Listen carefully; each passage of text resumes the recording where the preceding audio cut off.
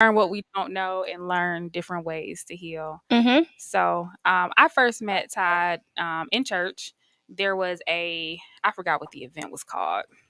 Uh, Front row seat front is what row it was seat. called, and it was really about like trying to understand different races and things like that, and really just bringing everybody to the table. And when you did your introduction, I was like, "What?" Now my poker face is good, so I He's was like, Yeah, like, yeah, yeah, yeah. but inside I was like, "Oh interesting. my god!" Yeah. I can't Wasn't believe expecting this. that. Yeah, Yeah. yeah. So you can go ahead and introduce yourself the same way that you did that I night. don't remember. I think Said, I was a little scared. I was in Muskego, so He said, I don't know right. what I I said. made sure I enunciated every word. No, Okay. I know my name Todd Jones. I'm 41 years old right now. I'm recently released from prison after doing 25 years. I went in when I was 15 years old. Oh my gosh. Yeah, yeah, yeah. So like I didn't get I ain't gonna say the benefit or the pleasure of going to a boys' home or a group home around my peers. I was put right into the adult system at 15 years old. Like 1 month into my 15th birthday campaign, I was in the county jail amongst adult men at that. And so yeah, that was the beginning of the things that I've been through. But it in a way it wasn't the beginning. It was just another chapter in that book that took on, like, you know how you see these spin-offs on TV? Mm-hmm. Like that became a spin-off. All of my trauma became a spin-off into me doing incarceration time. Wow. Yeah.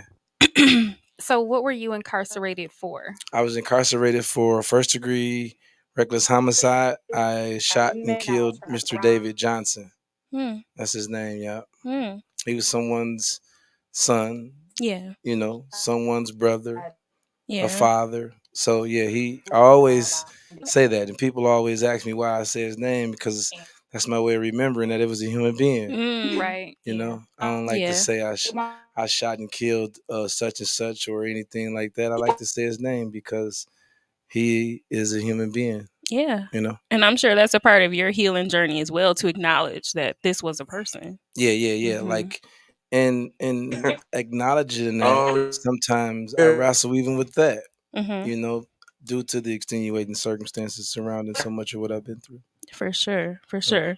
So, however much detail you want to share, like what led you to that point, being 15 and getting charged with such a charge at 15? Mhm. So what led to that point was sexual abuse, Yeah. being sexually abused, uh, witnessing sexual abuse. Mm. In many ways, the witnessing of sexual abuse was more traumatic to me than the experiencing it of it myself. And I don't even know how to explain that, but that's the truth. Maybe in so many ways it was because the visual that I seen and experiencing it was my dear sister. Mm. So there was always an element of that guilt, that I didn't even understand that I was capable of having in that magnitude at that age. Uh, but that was just a snapshot of what I had been through, what I experienced, because I grew up in an environment where my mom, like so many other black mothers in the 80s, was trapped in the demons of with drug abuse. Mhm. So being in that situation where I experienced that on a daily basis, that's when my trauma started to begin. And I started to become aware of it.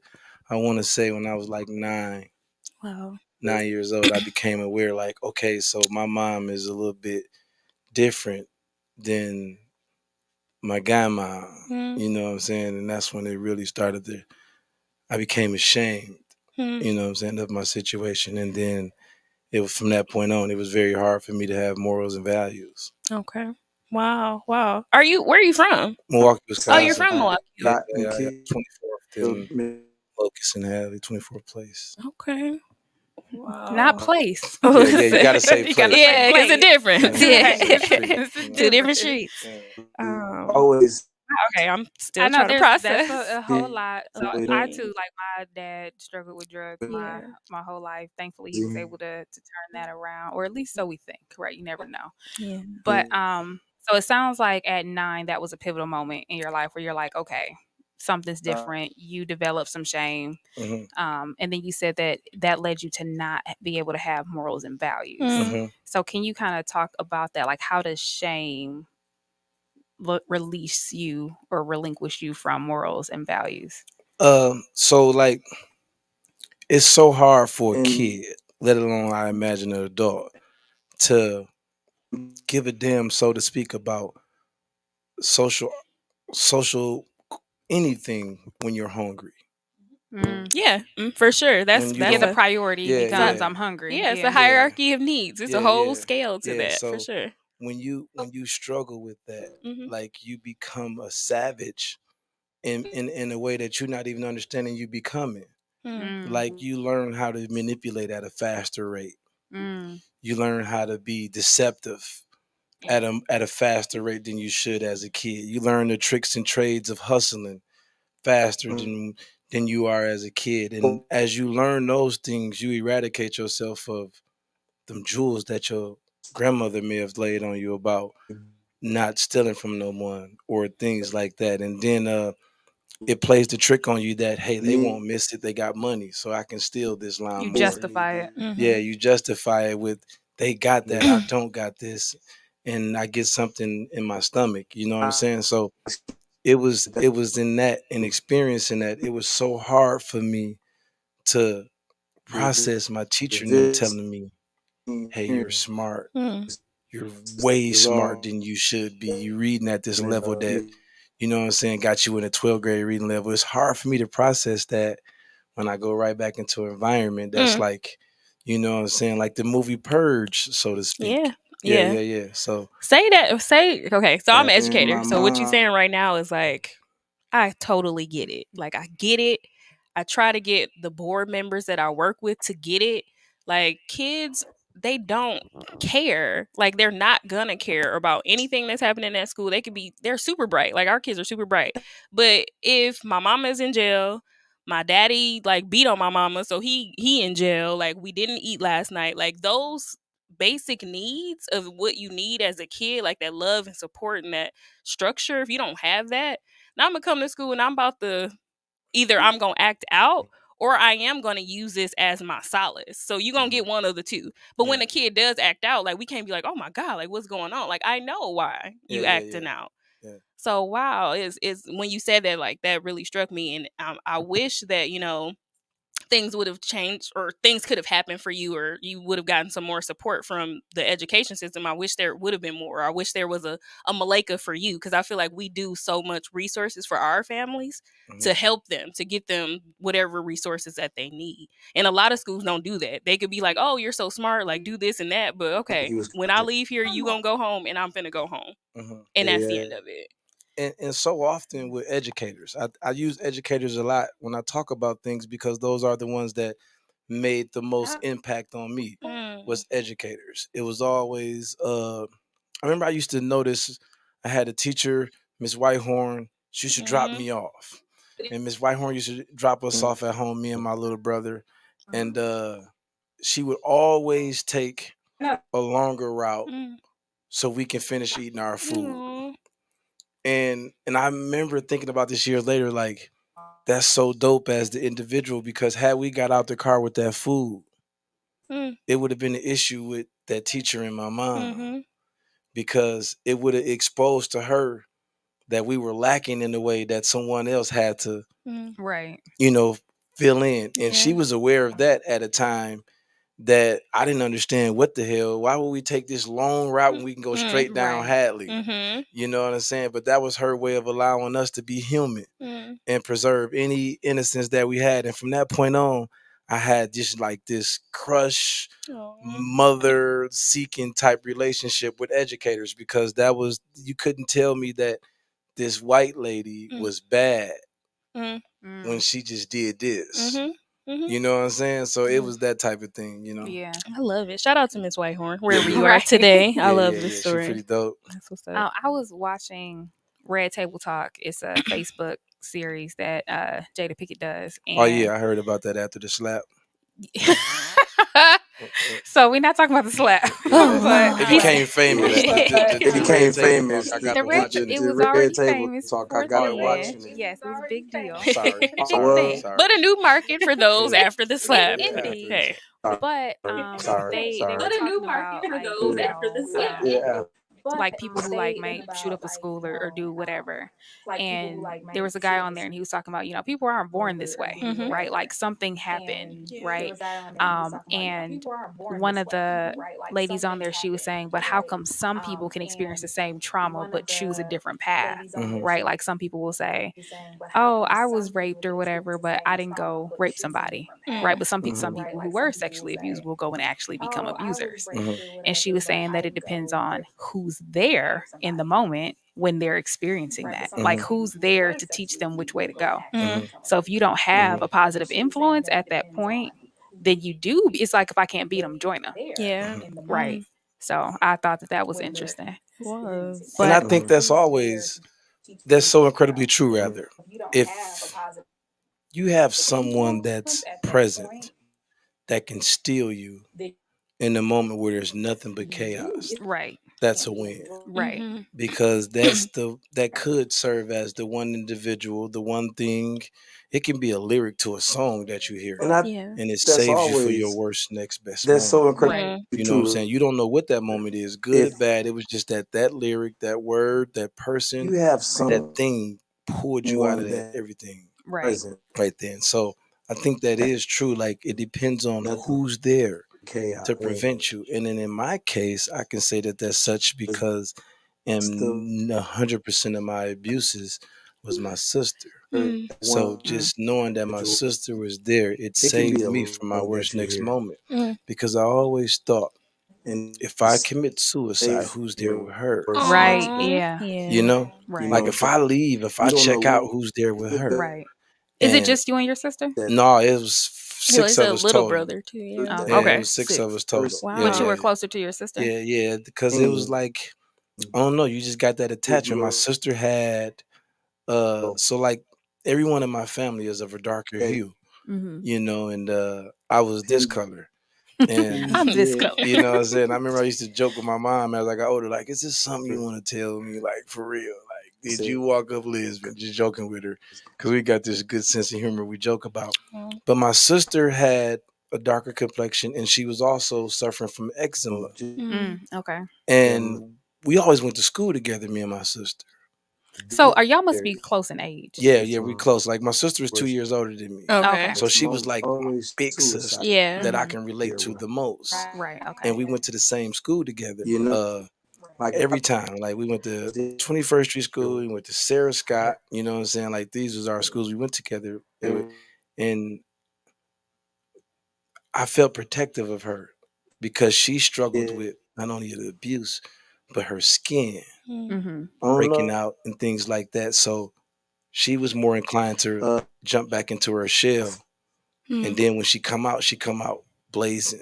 Mm-hmm. Yeah. So I was close to her because I tried to used to be that buffer.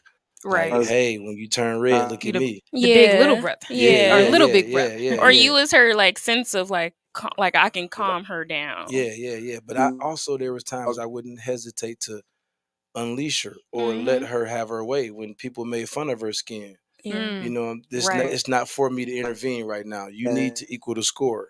You Yeah. know what I'm saying? And that's how she would let everybody know, hey, we equal. Mhm. You know, my skin got rashes on it, but I just demolished you in front of all your homegirls. Mm, Yeah. So, but it was, That's a schoolyard way of thinking, and at that young age, like this is how I feel like I got to deal with yeah, it. yeah. And that's Yeah. how, and it translates. Mhm. That goes to the kids of today. Mhm. yes, it does. That's I how, think adults even, yeah, they may not Absolutely. physically fight, but a lot of people are very tit for Oh, tat. sure. yeah, yeah, yeah. For So sure. it was just like with my sister, I was always able to see her and Mm. realize See her. That's good. bam, something is preparing me for something greater. Mm. And there's a lot of people that suffer abuse, especially black men. Yeah. There's a statistic I read recently that said 70% of black men Mm. that's incarcerated has experienced sexual abuse. Wow. That's good. We gonna pause right here because it's almost Oh time for no. our first break. But shout out to Sean Heineman, who also actually just talked about this as well. He did. With men and their abuse. I think he said 1 in 6 men suffered from abuse. So it definitely touches my heart having a teenage son. But we're gonna stop here. Thank you all for listening to Brunch with Bestie show. We are talking to Todd Jones, and we will be right back.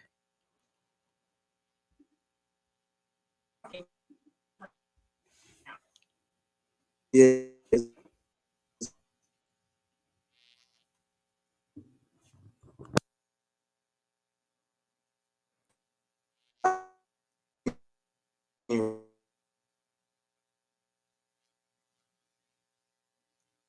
How she was, you know,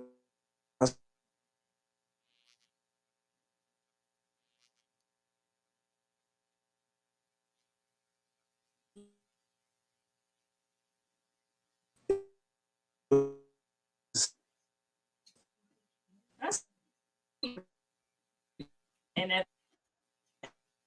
young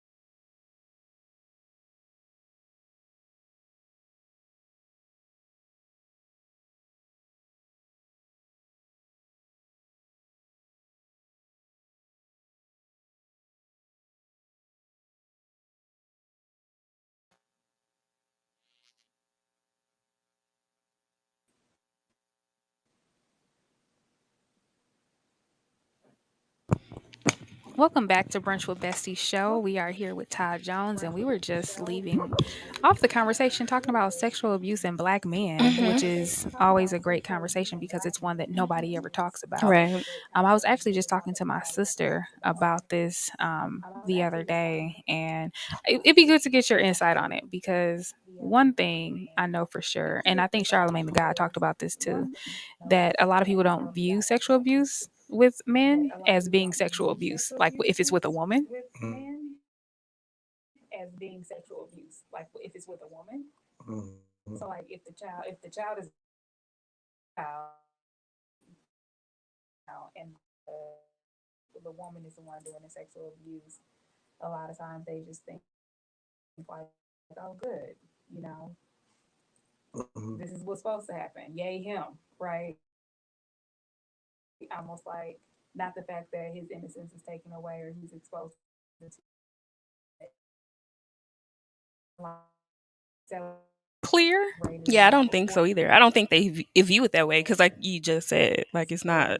They're like, "Oh, good," or "Good for you, man," or like, right, or you know, being that they're men, right? Like if they, especially if they end up liking it, yeah, right? Then it's like, oh, this ain't abuse. hmm Like you in on it, but it's yeah, like you're too young to even understand what you're doing, right. right? So, but I know you were talking about it in prison in particular. Yeah. And it's a with sexual abuse. and me looking at it and examining it, I think a lot of it is as a snapshot, a microcosm of society and how society look at women. Hmm. See, like with sexual abuse, I think it's this power element There's that definitely a we power equate element. to it like a physical thing, a physical dominance of it. And it's always the male that's equated to being physically more dominant of any Right. situation, right? Mm-hmm. But I think a lot of people fail to realize that the strength in the woman is that the woman is smarter than the man. You know, so We didn't say that. Todd said that. yeah. That's big facts. You know what I'm saying? It's like I always tell people, like when you acting up in the classroom, you're trying to impress the girl, you're trying to get her attention. She laughs, she engages, and she turns her assignment in at the end of the day. Okay. Amen. That's You the know what I'm truth. saying? Where we expend so much energy trying to perform, we don't do nothing. We don't turn Right. it in. Exactly. So you know what I'm saying? Son, is you listening? Yeah. So it's like when you have women that perpetrates sexual abuse on someone, it's more of a thoughtful thing. It's a calculated thing. A woman is more smarter than the man.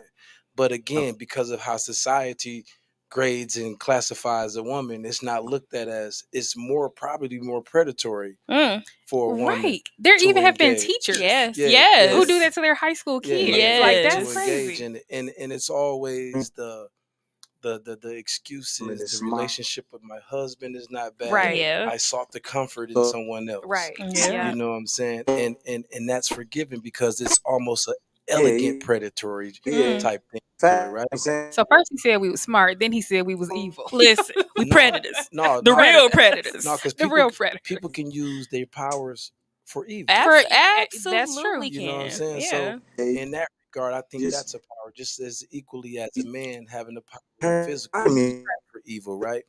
But in prison, what I learned about sexual abuse is like just think about this. You said that the guy said it's 1 in 6 men, Mm-hmm. Mm-hmm. and then in prison that explodes to 7 and 10 men. Yeah, Ooh. that's crazy. Yes. It's like 70%? it's like so if you Wow. line up, and a lot of people aren't good at percentages because they went to Milwaukee Public Schools. I'm You a know what I'm proud saying? graduate of I'm a proud graduate too, but them percentages be Yeah, kicking my butt. yeah, You hear me? that's the I'm no mathematician. yeah. Even the teachers be like, well, we can skip percentages. Let's just go right, decimals and multiplication. That's what we're gonna roll with. Oh And That's goodness. funny. but if you think about that, you put 10 guys on the wall. Right. 7 of those men That's crazy. has those wounds in them. Right. And I remember when I started to deal with sexual abuse, Mm-hmm. I didn't even understand that I was experiencing the trauma and symptoms of sexual abuse. Mm-hmm. My sister was killed in 2007. Oh And wow. this is the sister Oh, Leanne. your close My sister. close sister Oh was killed. gosh. She was shot in the head and killed in a domestic situation. Oh my gosh. And I remember hearing about it, and I was in prison at the time, of course. But I was she came to see me January 19th of 2007, and I was in solitary confinement at that time for having a fight, and she wasn't allowed to see me. And I remember she sent the message to the guard, and this is the first time I can recall my sister cursing at me. Mm. And she was like, "You selfish son of a, I come all the way 2 hours here to see you, and you in the hole. I need somebody to talk to." This is her first time just tearing me up. I'm like, damn, sis tripping, you know what I'm saying? And in my mind, I'm thinking like she's going through what I know she's going through. Right. I'm her voice, I'm her ear, I'm all of that, and I'm not there for her, right?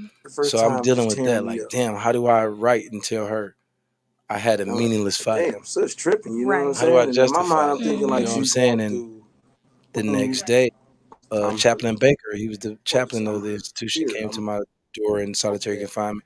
He said, "Hey, Todd, hey, man, I want to talk to you." And I was like, "Man, I don't want to talk." Because in prison, I never went to church, Mm. which is Right. ironic because I love church now. But I never went to church in prison, only because church and prison represented wrong. People went there for different reasons. And I wasn't finna indulge in that. You know what I'm saying? And it's like, and Chaplain Baker used to always tell me, Todd, if you come to church, everybody come to church. Mm. Because everybody like you. You come to church, I used to be like, nah, trick no good. And so he was coming, and I'm thinking he coming to recruit me again. And I'm like, he called me at a vulnerable time. My sister is mad at me. And he was like, hey, do you got a sister named Leanne Bell? And I'm like, yeah. He was like, well, you got a phone call. I'm like, oh, she didn't manage to get a phone call. This girl is phenomenal. Uh, And I called, and it was my grandmother. Mm. And she said, "Babe, were you sitting down?" And I knew something was bad. Right. And she told me that my sister was shot and killed. Mm. And that's the last thing I remember before I was sent to a mental hospital. Mm. Wow. Yeah, so in 2 weeks, I lost 46 pounds. Wow. I lost the appetite to do anything, eat, engage, exist. Mm. And so I went to mental institution, and I started to do therapy. They're like, "We want to do therapy on you." And it was this EMDR, it's an eye movement. It's kind of like a hypnosis therapy. Yes, I've heard of that. Yeah, yeah. Yeah. So, and it's brutal though, Is because it? it gets you there, and you got to Okay. deal with it immediately. Mm. And it's too much for a lot of people. So some people end up quitting. I had a good facilitator, this lady named Paula Harry, and it was interesting because I couldn't have did therapy with a man. Hmm. So Paula was like a tactician in how she walked me through it, and I told her one day, and she was like, "Todd, you so happy, but you sad. What's wrong?" Mm. Mm. And I said, "Man, my mama boyfriend used to do shit to me." Mm. And she showed me a note that she had took 4 weeks prior to that, and she said, on this note, allow Todd to be comfortable enough to talk about the sexual abuse he won't talk about. And that was before she even knew. That was before she knew. Wow. So she saw you. Yeah. Like she saw Yeah, right she through it. saw you. And Wow. and I said that, she smirked at me, and I'm like, you know what I'm saying? Like, I'm feeling like, what? I just told you what was going on, and you And smirked. you, You know what I'm saying? she was. It was more of And like it was the revelation. You know what yeah. I'm saying? Because she showed me that, Mm. and I'm like, how do you know that? She said, because there's another guy that Mm. looks like you that was sitting in that chair. Mm. Mm. You know, and it's like, huh? She like, you would be surprised Mm. who are How many like you. guys? Right. Right. How You know what I'm many saying? share the And I'm like, same story? because Wow. that's the number one thing. Like, when you get to prison, they tell you, hey, you can't talk to rapists, you can't talk to child molesters, you can't talk to snitches. And a lot of times in prison, the rapists and child molesters don't look like me. They're white. Mm-hmm. Right. So it's like, oh, okay, that's cool. And then you start to run into people that talk like you, that look like you, that act like you, play ball like you. And then you hear about what they in there for. You like, what? You know what I'm saying? And so I experienced that aspect of it. Then I'm like, I started to learn about it. And part of my therapy was to contact my mom. Mm. Mm. She's like, hey, did you ever tell your mom? I'm like, she's dismissive. She knew about it. She was on drugs, you know what I'm saying? In many ways, she only participated in observing things. Mm. And she was like, Todd, somebody put your mama on the hook. And I'm like, huh? And she gave me this book by this guy named Robert Enright, who's a professor at UW Madison and is this world renowned peace negotiator. He teaches forgiveness. Mm. And in this book, he talks about how people are put on the hook. Hmm. If someone puts you on the hook, the only way you can get off that hook is for someone to take you off. You can't get off on your own. He says, so someone grabs your mom with all her pain and put her up there. Mm. Mm. So what we do when we on the hook is we put other people on the hook. Right. He said no one got up under your mom, grabbed her ankle, and subsequently helped her get off. Right. This is what he told me in a later meeting. And he said, people have grabbed your legs and allowed you to get off that hook. It'd be criminal of you if you didn't go back down that line and help people get off that hook. You know, so I wrote my mom and I told her about it, and she was like, why you didn't tell me this and that? I'm like, Mom, shut the, you know what I'm saying? You knew. Shut up. You knew. Allow me to be this disrespectful in this moment to tell you to shut up. You knew. And it's okay Mm. that you knew. Because I know what I know now. Mm-hmm. You know, my dad effed you up. You know what I'm saying? He took your innocence and he used it against you. My mom graduated from Marquette with a 3.9 GPA. She's a Golden Eagle too. Oh, Yeah. In wow. political science and liberal arts. That was her thing. Wow. And Was she at the reunion this past weekend? Probably not. Listen, we I too was went to there. Marquette. Yeah, probably. I didn't graduate Yeah, though. But moms didn't go. Moms didn't go. She didn't go. She probably used some of their social security numbers back in the day. Trying Lord. to stay away from it. But Yeah, and it's so I Wow. understood that, Mhm. and that was part of my healing Right. because Yes. now, I don't blame you.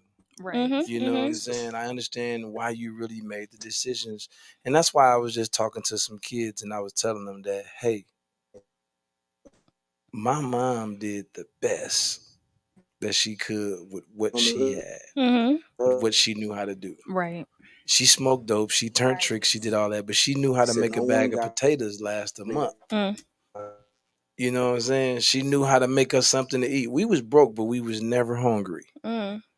And that motivated me to go to school to learn because I was full. You know, I can go to school Right. and subsequently get into upward bound because I got this good GPA. Mm. Right. You know what I'm saying? Like that was my refuge or whatnot. Aw. So that allowed me to heal. And then I started to talk about it. And Mhm. people used to be like, man, little Todd, get out of here, man. You got sexually abused? You. Mm. You know what I'm saying? Because again, it's like, and I'm telling them, yes. I And think it's then, because we put people in the box of who we think a victim Mhm. is yeah, and yeah, yeah, who yeah. Mhm. and who the predator Yeah, is. yeah, Yep. yeah, yeah. But it can literally be anybody. Yeah. Yeah. And then I gave my story. You know, I stood up one time and I talked to 300 guys and I was the speaker and I told them what happened to me. Mm. And afterwards, there was homeboy after homeboy. Mm. Mm. Coming to share their Like, same story. dog, Wow. dog. You know what I'm saying? Like, dog, let's us. My home, well, one guy, that's all he said to me.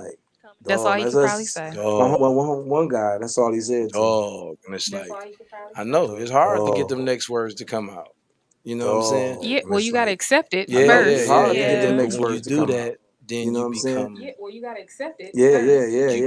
you're supposed to become. Mm. You know, and a lot of people don't acknowledge their sexual abuse and their pains of any kind because to do that will rob them of an excuse Yes. Mhm. to be a certain way. Mhm. So as long as I don't deal with this, you don't know what I went through. You can tell somebody that. Right. You know what I'm saying? Because you ain't even acknowledged it. You ain't even told nobody. So then you can have an excuse that this was why I acted out. But once you become Mhm. aware and you deal with that, Yep. Now you got to you be accountable. yeah, now you got to be To accountable. yourself, Yeah, Right. yeah, you got Jesus. to be accountable to yourself and that's hard, especially as a black man because Mhm. we're not taught how to be accountable. Mm. We're Mm. not taught how to be great men to women Hmm. Mm. because we don't see it. We see treachery, we see deception at every Mhm. level of relations. So we're not taught that. But it's interesting because we're taught how to be great friends, Hmm. but we're not taught how Interesting. to That is be really interesting. yeah, we're not taught how to be great men, but we're taught how to be great men, friends. You got guys that will go down for somebody. Mm. That's Right. true. You know what That's I'm true. saying? Like I ain't telling on you, but beat the hell out of his girlfriend. Mm. Right. You know what I'm saying? Like so it's like it's so many forces that you got to deal with when And you then you become got to accountable. unlearn. Yeah, you Mhm. gotta, and then you gotta tell yourself more important that you was lied to. Right. Mm. Yep. Come on, Todd. You Yeah, preaching. you was lied to by your superheroes. Mm. Your heroes lied to you. You know what I'm Right. saying? Like my mama used to always tell me white people is bad for Mm. real. Like they gonna take away our food, the welfare. If Mm. you get in trouble at school, you bet not have nobody call here. Mm. Mm. You bet not bring nobody here. You know what I'm saying? So that's why a lot of cats would just walk out of school Mhm. Yeah. And never and return. never return. I can't go tell my mama I got in trouble and then come knock on the door, then Right. child protective services get Mhm. in. So I ain't gonna just go. She'll find out I ain't went to school when school over with and I'm still in the seventh grade again. Mm. You know, so it be those type of things that, you know what I'm saying, like we gotta do that surgery on ourselves and you gotta unlearn it and you gotta tell yourself, my mama lied to me. Mhm. My daddy lied to me. You know what I'm saying? But I know why they lied to me. And I ain't finna lie to my damn self It no was more. their truth, Yeah, it was Yeah. their truth. right? It was their So truth. it's not true, Yeah. but it was their truth, Yeah. right? And then you become more accepting. You see them more. You're like, you know what? That's not just my mom. That's a woman who was trying to figure it out, who Hmm. didn't Mhm. have it all. Yeah. And And that. I still clash. Like I had a full blown go out with my mom yesterday. Mm. And it needed to happen. I'm like, Mom, you're toxic. Mm. I need you to get right. You're going through health problems and things like that. That eliminates stress. Stop talking about people. Mhm. But it's hard for me to tell her that when she's been doing this for 50 years. You know And what I'm for her, that's saying? the way. Yeah, And for that's her her, that's norm. her norm. Yeah. And I'm looked at as many ways. Give you an interesting story. When I got out of prison, my auntie and they well to do, so well to do that my mom, which is her sister, they call her bougie, they call her white and things like that because they just do what they supposed to do. It's interesting. She took me shopping, and my auntie is very very rich. She took me to Target, and I didn't look at it anyway. I'm like, I wore prison greens and grays. Hmm. They got some nice stuff up in here. And she bought me some shoes. She bought me an outfit. And I remember I went back over to my mom's crib where my nieces and nephews is at. And I wanted to see them. And my one niece said, Uncle Ty, where you get them shoes from? I said, oh, my Auntie Didi brought them from Target for me. And she said, oh, yeah, they look like it. They look cheap. They ain't got no red bottoms on it. And I'm like, wow. Hmm. Like, you just really hurt my feelings. Yeah. And I immediately hurt hers right back. You know what I'm saying? Hurt people hurt people. Yeah, Hurt people yeah, hurt I people. immediately responded to hurt her feelings and make her cry because she made me cry. But then later on, I thought about it and I told my auntie about it, and she laughed right with me that, boy, you something else. You was wrong, though. Mhm. And I talked to my niece about it, and I said, I'm sorry about that. But you hurt me when Mm. you said that. And it hurt me for you to say that because that was my first interaction with you as my niece, Mm. you know? But auntie told me, Todd, that's all they've been hearing. That's Mm. all That's they've been hearing. and that's what's in them. And what's Yeah, in you yeah, will come yeah. out. And it came out on you. So what you do is you let them know that Uncle Todd, I had to teach my nieces and nephews to say uncle. Mm. Yeah. I was just Todd. Todd, come here. Can you come? I'm like, can you say Uncle Todd? Right. Mhm. You Put know some what I'm saying? respect on my Yeah, can name. you Right. yeah, but again, it's those subtle things are lost with the kids today. For But sure. those are habits. Yeah. The hardest thing to do is to break habits. Yes. And And Chanel and I talked about this, right? Because even when people are in drugs, they call it a habit, right? That's why they literally have to go to rehabilitate, right? Rehabilitate, meaning root word being habit, and Mhm. recreate a new habit. So when people are gossip or whatever Mhm.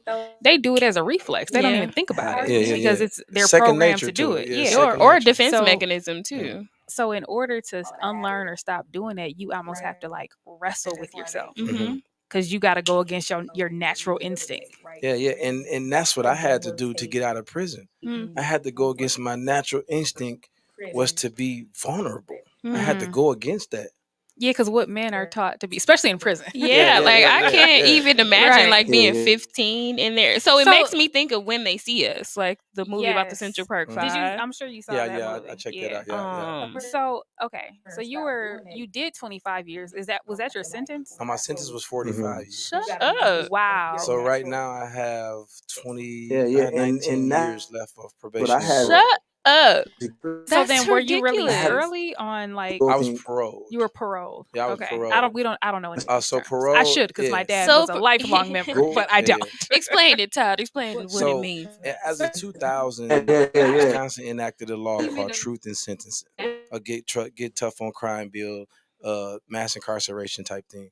But that bill, what the law is, whatever you get, like if they sentence you to 20 years, you do 85% of your time minimum. Mm. There's no parole. It was eliminated with the Scott Walker administration. There's zero parole in Wisconsin Mm. at that time. So, and to this day, there's still zero Oh my parole. god. Like one of the only states in the United States with that. Figures. Wisconsin And be so backwards. and by me being under the old law, which I was sentenced before then, I was subjected to parole. So I went to parole 15 times Oh before I was wow. Oh, released. Really? Yeah, wow. yeah. I had 15 parole hearings before I was Oh my released. gosh. And at every hearing, it was inmate hasn't done enough adequate amount of time. And What? Y'all yeah, put me Because in they here were at looking for 15. 85%. yeah, they was looking because Wisconsin prison system is a business. Yeah, Mhm. yeah. It's not a punishable thing or anything. Like it's a real business. Mm. Uh, and the reason it's become a business is because of the farming industry. Mhm. Mhm. A lot of the farming industry has been bought up by conglomerates. So just like with the African American community and the radio stations that used to be so prevalent in the South, when they came with the Federal Communications Act, it allowed all these big people to buy up these mom and pop radio stations so they don't exist. The same thing happened with the farmers. They lost their farms, they got bought out. So the only thing to keep them a job and to keep them as citizens and to keep them in their pocket was to put prisons out in these rural places. And we got a lot It's in a lot. Wisconsin. There's 37 prisons in Wisconsin. Mm. There's 13 in California. Make it make sense. Make it make sense. You know what I'm saying? Come on with the facts, Todd, because the people need to know. Yeah, there's 37. You know what I'm saying? If I'm not mistaken, in 13 in Wisconsin. I mean in Cali, but there could be more. But just think about that. It's 4 or 5 times the population and things like that. And it's more probably prisons than universities. I would assume that's There's crazy. prisons in Wisconsin that's not even occupied right now because they don't have enough people to put in, which is finna change because of the crime is blowing out, and the only thing to do is to lock up people. So that's gonna happen, and we're gonna miss a lot of black men for the next 20 to 30 years because of the lack of mentorship. And this falls on us. Like, I don't blame too many people for this. I blame us. You know what I'm saying? Because as many white people out there that try to keep us down, there's some black people with equal amount of power that can pick us up, and we don't do it. You know what I'm saying? Because we're scared. We're not courageous enough. We don't want to get shot. We don't want to get whatever it is. We don't want to mess it up. We don't want to sacrifice it for the sake of another individual.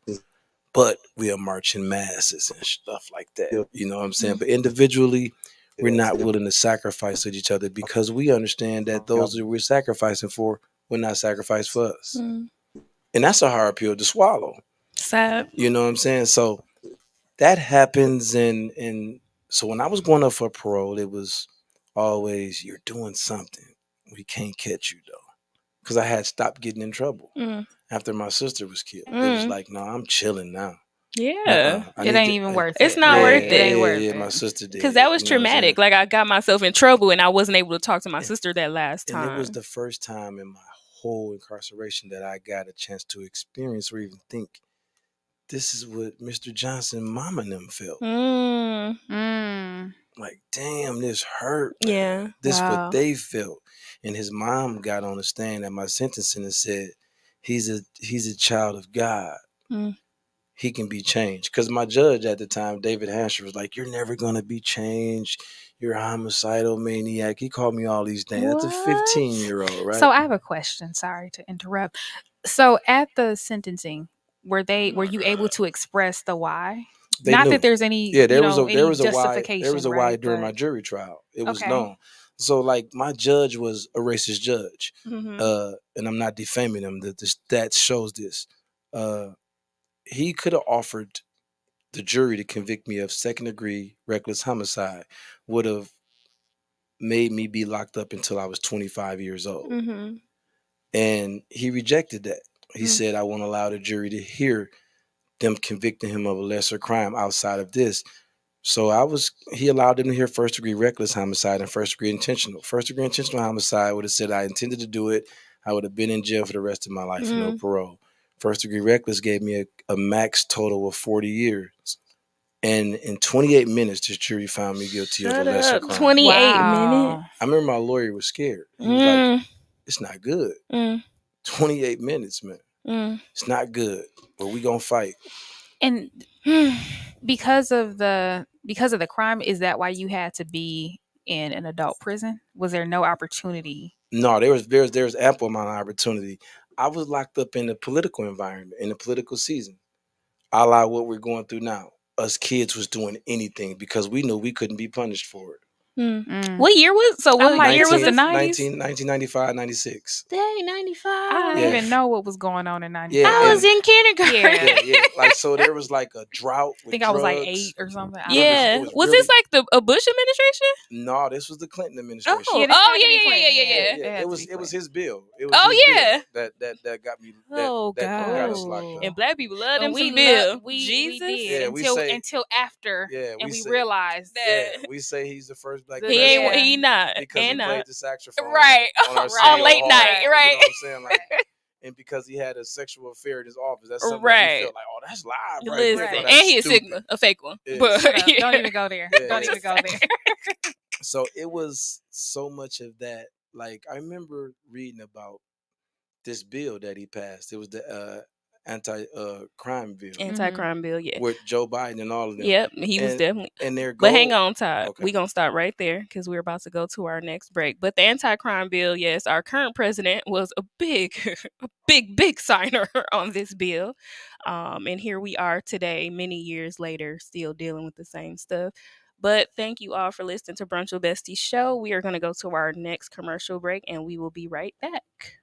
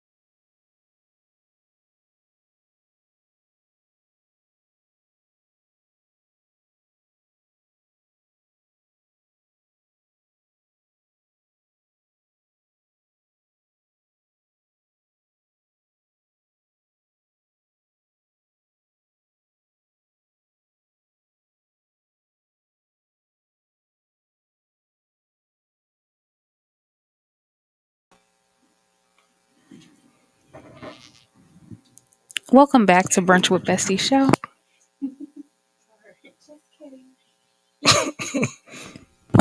Welcome back to Brunch with Besties show. Our mission is to heal and help others as we heal and help ourselves through purpose-driven conversations. We are here with Todd Jones, and you were just telling us that you went up for parole for 15 15 times. times. Yeah, Jesus, that's a lot. So, I mean, I would imagine that you would lose faith at some point. Yeah. Uh-huh. And You what know, number did you be like, I all mean, right? Yeah. right. Like even up until I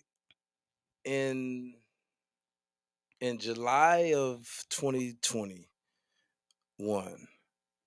This was no, July of 2020. I I was was say called. last Yeah, year. July of 2020. I was called to the social worker's office, which is in the administration building. We call it the A building. And in this building, when you go there, it's something bad. Hmm. Either you finna go to solitary confinement, or it's something bad with the social worker. You got to contact somebody. Something bad in the family happened, and they were Hmm. like, "Hey, Todd." And by then, all the police knew me, and it was never Jones. It was Todd. Everywhere I went, it's Todd. Todd, you got to go to the administrative building. And I'm like, "What did I do?" Hmm. I'm like, I ain't did nothing." So I'm cool, and I get over there, and I see the social worker, and she was like, "Hey, Todd, hey, come in my office." She's like, "I need you to sit down. You got to make a phone call." And I'm like, "Oh man, okay." And she was like, "But I gotta link in the rest of the social workers on this one. It's a group staffing." I'm like, "I ain't never heard no group staffing."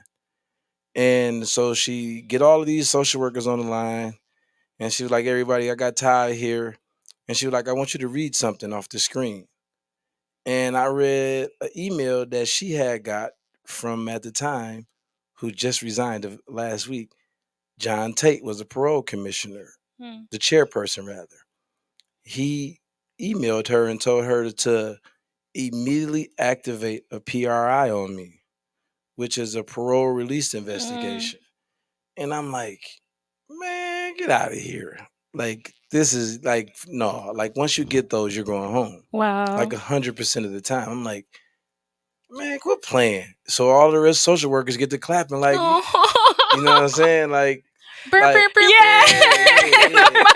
They showing, crying. Wow. they showing love, like, and I'm like, so she like, so we need to do this ASAP. And this was in July, so it was like, okay, so I filled it out where I was going to stay and jobs I had, and disclosed all of the information about financial monies and things, and she tell me that it was accepted. She said it was approved. So she was like, "You're going home at your next hearing, most likely." And I'm like, okay, so my next hearing wasn't due until January. Oh dang. Okay. So I'm Whoa, like, hold on. It's a little far. I'm like July. That's Yeah. 6 months. yeah. So Yeah. so they gave me that, and like in 6 months you got your hearing. And I'm like, I'm not believing it. And they're like, don't tell nobody because we don't want nobody to get you in trouble or I know Right, that's yeah. right. And I'm like, I don't gotta worry about that. You know what I'm Right. saying? Because I had like, so being in prison, I wasn't always a saint, so I had accumulated a level of respect where I didn't have to worry about too much or anything. So I'm like, I ain't have to worry about that. So I told everybody, hey man, I'm finna go to the crib, man. April Fools, and I get to joking because I didn't even believe it. Right. Well, how do you even accept that You know after what I'm saying? 15 After times or right. 14? Yeah. 14 times it was a strong no, So right? So So in October they come to me at 5 in the morning and say, hey Todd, pack your stuff, you're leaving. Oh, in October, yeah, it was early. And I'm like, wait, how did that was without the hearing? yeah, without the hearing. Wow. So Wow. I'm like, I'm leaving. They're like, yeah, you going home. So I started to give away I gave away my TV, my radio. I don't want none of this stuff. Y'all can have it. And they were like, hey, you're not going home. You're going to like a minimum secure facility, which is a work release. So I'm like, oh, okay. I need that back. Oh, the real.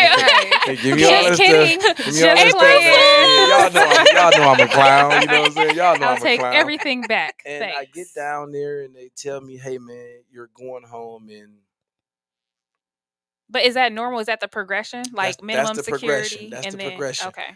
But I still didn't believe it. It was like, because people was telling me, it wasn't staff, it was dudes that's familiar with being down there. Like, oh yeah, you going home. They doing this to everybody. You going home.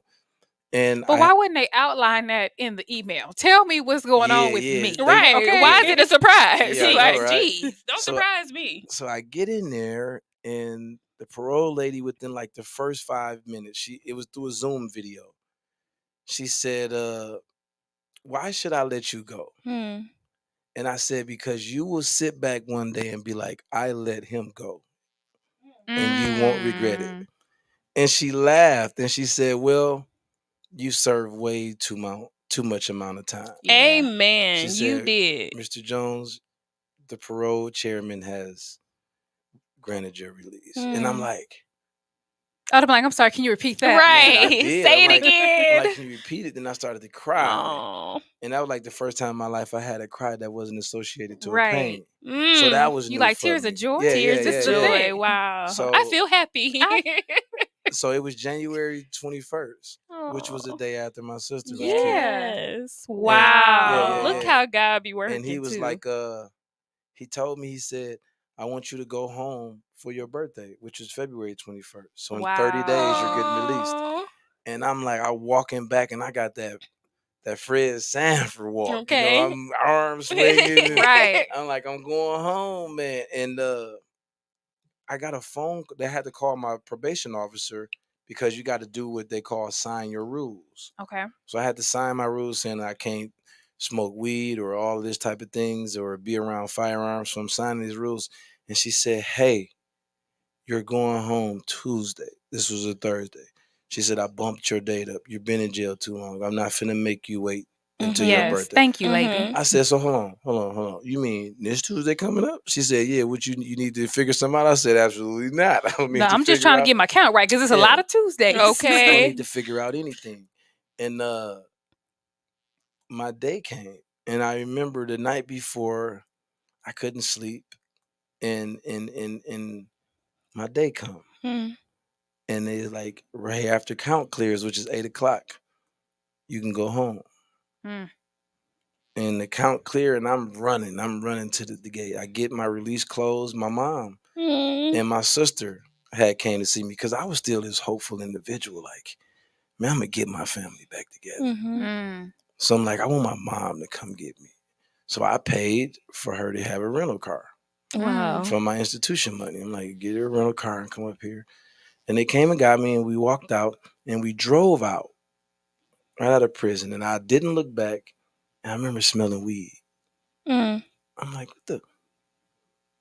And they was lighting up a blunt right as I drove out. And I'm like, Lord. y'all really don't give a damn about me. Mm. Wow. Y'all Well, but did really they know? it didn't register in my mind if they knew or not. It was Mm. just that if this the first thing you do Right. Yeah. after Right. seeing, We ain't Right. you even know what off I'm the saying? grounds Yeah, of if the Right. this the prison. first thing you do, Right. I'm at Yeah. jeopardy. yeah, Yeah. you don't give a damn about me. Mm. Right. And in my mind, I'm like, just make it to Milwaukee. Yeah. Just make it to my auntie house. And then I'm in control of myself after that. Right. Mm. You know, and I made it there. My mom like, where you want to go? I'm like, just drop me off at auntie house. I'm overwhelmed right now. Let me figure this out. Mm. But I didn't want to cash my check in front of them. I wasn't that Mhm. dumb. I'm like, I ain't cashing my check in front of y'all. And I went to my auntie house and I said, hey, I'm gonna have to ask you one favor. Cause she had already told me I don't have to pay for anything or nothing. Oh, that's wonderful. And I'm Shouts like, out to the Yes. yeah, aunties. my Come auntie on, Didi. TT. My auntie Didi. Yeah. Yes.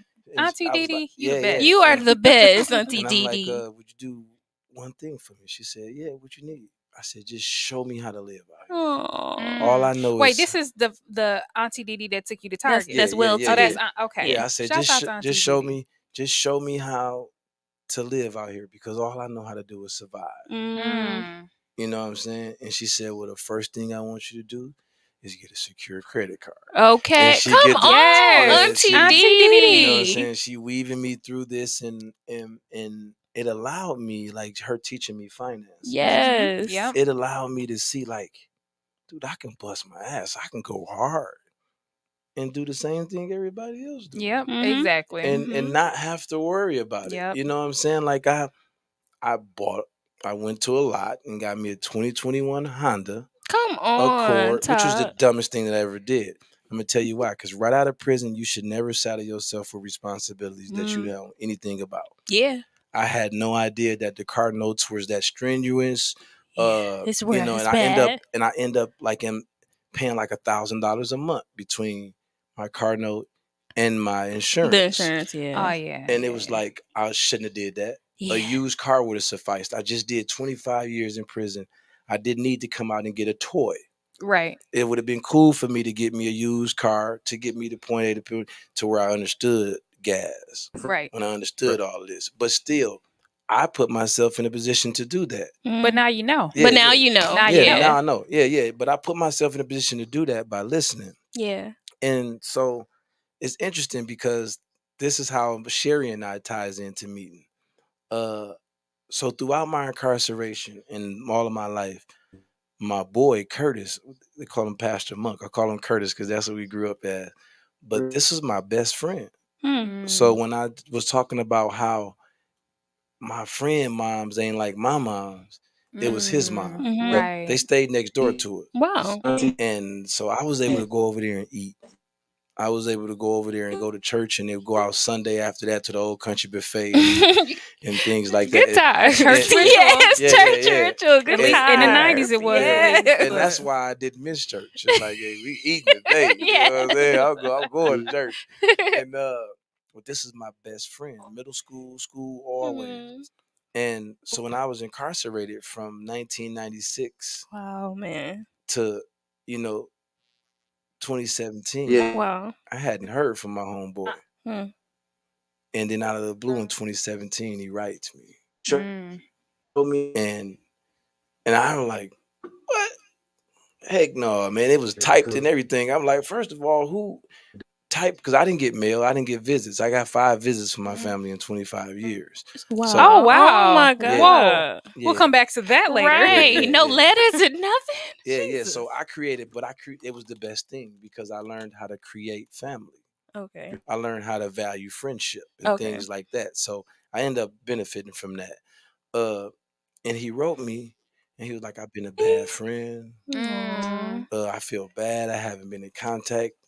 I remember I wrote him back. I said, "Man, had you wrote me during all those years, you would have found out what a bad friend was." Mhm. Because I would have been that. I would have been a bad friend. I wouldn't have been able to appreciate friendship Right, right. because You weren't in that I place yet. detached. Yeah. And I didn't hear from him again after that.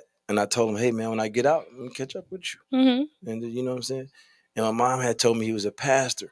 So I get down to minimum security, and this is in the height of all the George Floyd stuff going on. Mm. Oh my God. And I see this dude marching, and I'm like, hold on. I'm watching Fox. That's my.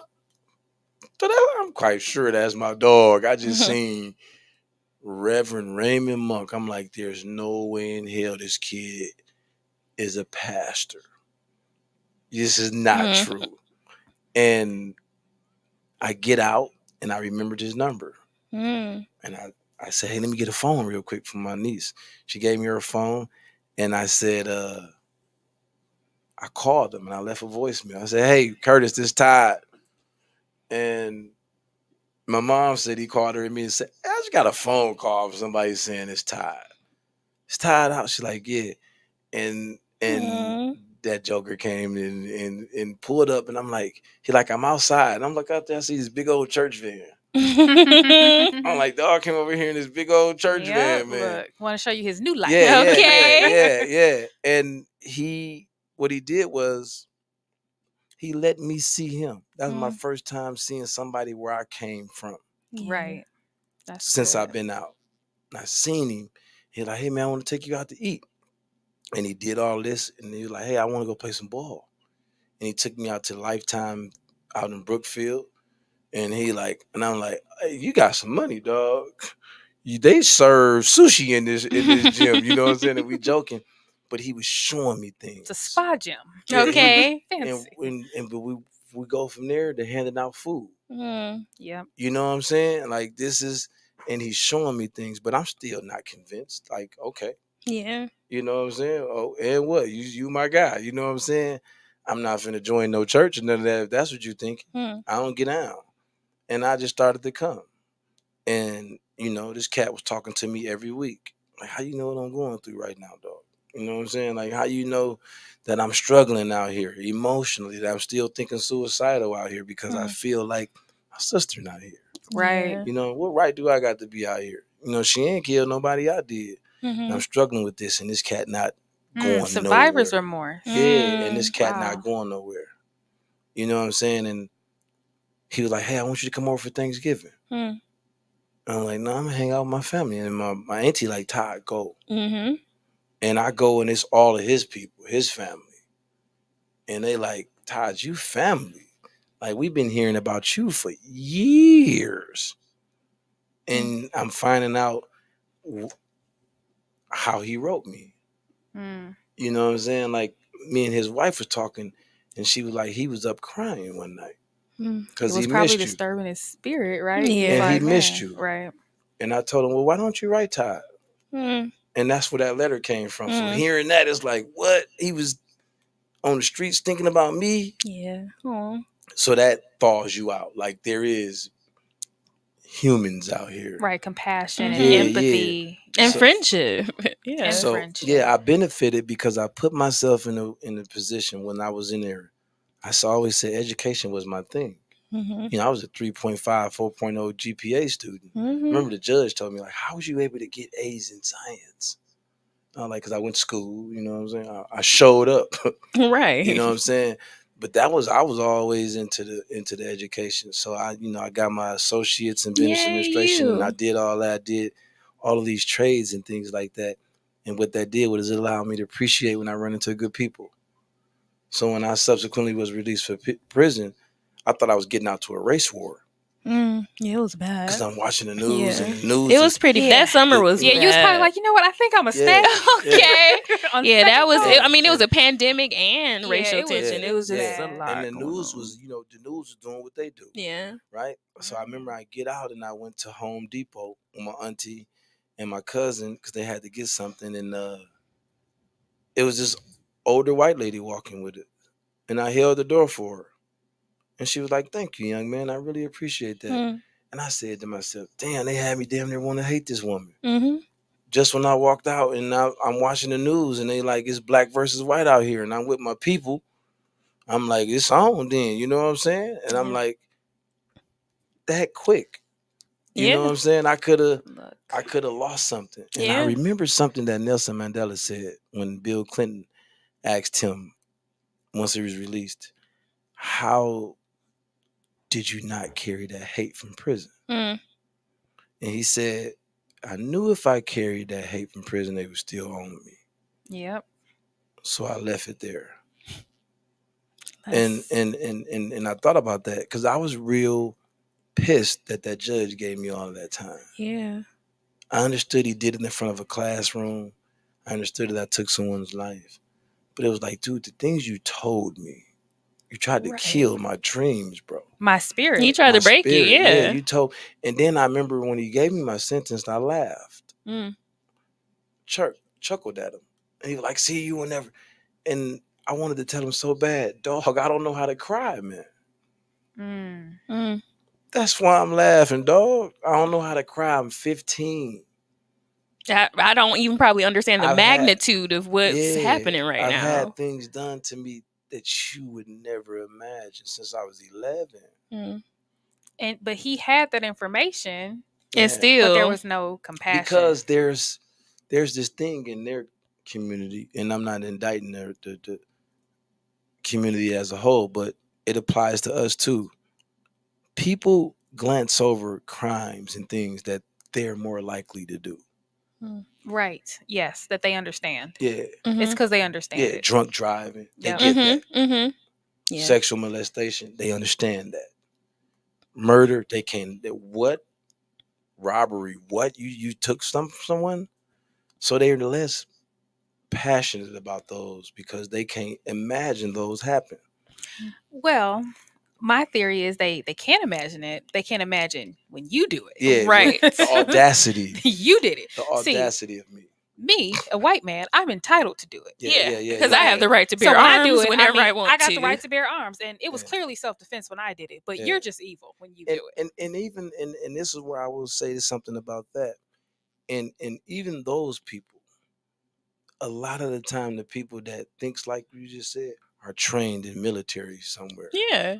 They're trained by the government to think like that because the average person, and especially in the Caucasian community, is terrified of any confrontation.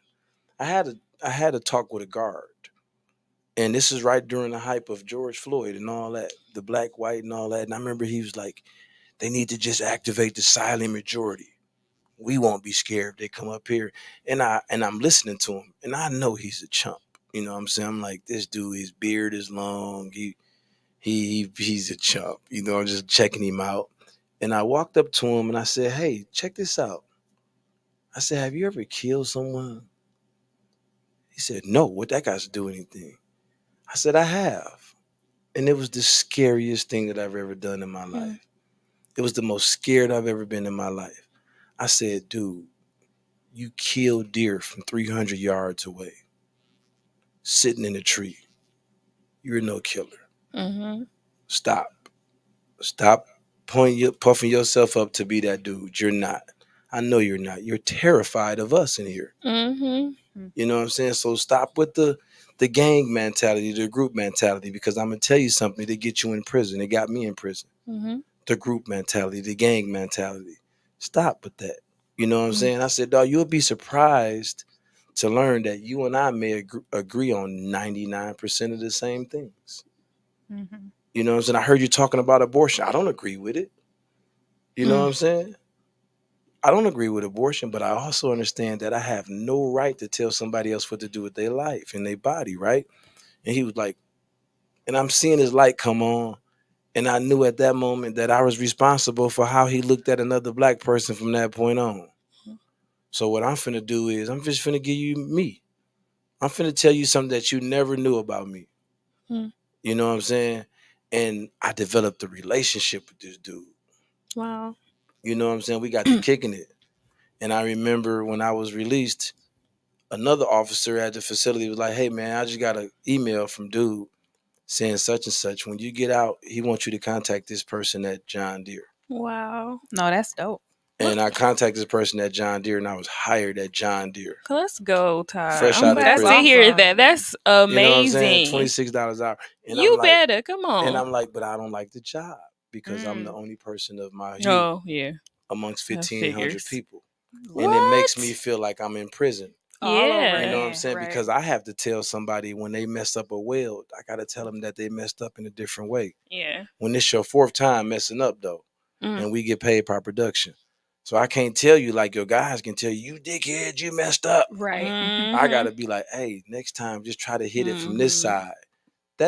No, I don't want to do that. I don't want to walk on eggshells. Yeah. Look, No, look. You know what I'm saying? Like I want to tell you, dog, you tell me slow. about it. Look, I was just about to say, Look. Sherry Renee is over there like, look, I do this every day I do the too, same thing. child. I'd be like, Yeah. So like, let me so get my messaging together. Okay. yeah. So that's different and all that. But again, it's those experiences that I had in prison, like that allowed me to be so prepared and grateful for that opportunity on February 2nd when I walked out of prison Mm. last year. It was like I'm free. That is, you've been out of jail for a year. That's crazy. Like, Yeah, That is yeah, really crazy. yeah. And I, actually, a lot of the stuff that you're saying, it makes me think about when my dad got out because I gave him a secure credit card, and that Yeah. changed his life. Yeah. yes. Credit get the cracking It, did, you know look, what I'm right? saying? Okay. That really changed his life. Yes. But I guess so. Look, I have so many questions. How And are we we? only got 3 minutes, Oh child. no. Okay. Well, we have to wrap up then. If we only have 3 minutes, we have to wrap up. We're gonna do our to-go box. So I'll start with you, Bestie. What are we taking away? I mean, this story and Joshua's story, like it's so intriguing to me because I think for me personally, I only know about prison and the penitentiary from what I've seen like on TV, like movies and like shows. Like I've never really experienced somebody who's been through that, especially with you both being in prison so long, like and young people going too. So I'm always just like in awe of how I'm glad you brought up the Nelson Mandela quote because it's like how don't you be so angry with just society and America and just this country period, like to be like you like this didn't have to happen, like I didn't have to Hmm. go for 25 years of my life and I was 15 and I was being sexually molested like that. Come on, like it just doesn't make sense. So I'm in awe of you and I'm Thanks. in awe of your triumph and where you're going. And I know this is not the end, like continue to share your story. I'm so glad that I got to meet you and hear your story out of your own mouth and your words Ditto. because people need to hear this. Like boys need to hear this. Like all these Kia boys and all these boys who are out here just getting into trouble and doing all of these things, like they need to hear these stories because this could possibly help them or prevent them from going down a road that's gonna lead them in jail for 25 years. And it's just no, like we need to help each other. And I'm glad you're at that point in your healing where you can share out to say, Hmm. okay, well, this is my experience and this is what I can share for you. And I think we talked about that a lot, that that's a part of our healing journey when we can share out, we can talk about it, we can help other people. So thank you, Todd, for being Thank here. y'all for having me. Yeah, for real. And Ty, what are you taking away? She actually just gave me an idea to speak about something that I think need to be spoke about. These Kia boys and things like that. The fact that we've created a culture to where they can confine themselves to a title as boys is troubling to me. But I heard something on the news the other day when they said these are at risk kids, and I thought your kids are at risk. Mm-hmm. Every kid is at risk, Yeah. and I feel like as black men that we are failing everyone, Mm. like the kids and the women. We breed insecurities into the women. So the women act in a way to where there's going to be probably multiple dudes coming in and out of his house. The kids see it. That's a different kind of pain that they have to where they don't even want to listen to black men no more because Yeah. how can I listen to you? I just seen somebody that look like you, talk like you, act like you, just hit my mama, Yeah. just push my mama. So I feel like even though a lot of us black men have been incarcerated and they've sent us away to where these kids can be raised with no male figure, we're back out here though. Mhm. You know what I'm saying? Like we get back out, we come back out, and there's no damn excuse. So I feel like we have to be held accountable also for what's going on with these kids. And I want to challenge everybody that's a man, really, to be better, especially a black man. We out of order. Mm. They say the first people to volunteer are white women, then white men, then black women, and black men are last Mhm. on the list. Yeah. My to-go box is big today. Okay. I would like a double bag There we and go. 2 boxes. 2 boxes. Okay. 2 boxes. I have a lot to take away. I think part of it is that you get to decide who you want to be. Mm. You know what I mean? Like so many people go to prison and that becomes who they are. But I think for you, it's just a part of your story, right? And you can choose to leverage it to be great, or you can choose to allow it to be an excuse, right? And you fortunately have chosen to, take the lemon and make lemonade out of it and say, okay, well, what did I learn in prison? And it is truly unfortunate that your sister passed away. Me and my brother are really close, probably like how you and your sister was, and I would die if Mhm. my brother died. So my deepest condolences Mhm. Thank you. for Thank you. that. Um, but I think it's truly about just making that pivot and not having the excuses for why we're not doing this or why we can't do that. And then also making sure that we break those cycles and that toxic behavior and those habits that everyone just chooses to accept. Because like people like the Kia boys think it's funny. Hmm. Like they like it's a thing. Yeah. But I think that when we get to show people who we are and truly be vulnerable, right? And expose ourselves. Because like you said, people were like, oh, you were sexually abused. A lot of people would look at you and then probably make a lot of assumptions, Hmm. right? But the Mhm. more that you speak about it, it gives another young man, another grown man, and another young man an opportunity to say, you know what, I was too. What can I do about that? Hmm. I mean, women have a hard enough time Yeah. trying to speak up about it. But I think that it's silently destroying a lot of black men because Mhm. where are they gonna speak out about it? It's like a silent killer. Yeah. And that is part of what's being perpetuated in the homes, right? So now it does manifest itself in abusive relationships, and because people have so much pain inside of them, so much toxicity, it's got to come out somewhere. 100. That's But true. as a community, we are responsible for ourselves, right? Mhm. And I think Chanel and I have talked at length about our parents and what they weren't able to give us, but them doing their best, and how it may not be our fault, the things that happen to us as kids and Mhm. whatnot, but it is our responsibility, Yep. For sure. Yep. right? And it's also our responsibility not to perpetuate it in our own community. Yep. So I think it's just about doing the work. Indeed. You got to do the work. So thanks for coming on and Yeah, Yes. being thanks for vulnerable with having us me. and For sure. sharing your For sure. story. And Thank Thanks for having man, me. quite the testimony. So Absolutely. I hope that one day that judge or whoever that lady was, who said, "Why should I let you go?" and you said, "Because when you see me, you'll be like, dang, I did that. I'm glad I let him For go." sure. Yeah, yeah, yeah, yeah. I can't wait for that day when she sees that. And Shannon she's like, Pierce. That's her name. Shannon, shouts Shannon out to Pierce. Shannon. She Shout gonna out look to up one day and Shannon. be like, dang, I'm so glad I let him go. Look at what he Yeah. did. Yeah, yeah, yeah, yeah, Yes. yeah. I love So it. we waiting on that moment. It's Mhm. coming. It's coming. For It's sure. definitely coming. So thanks for tuning in to Brunch with Besties show. Until next time, peace. Peace. All right.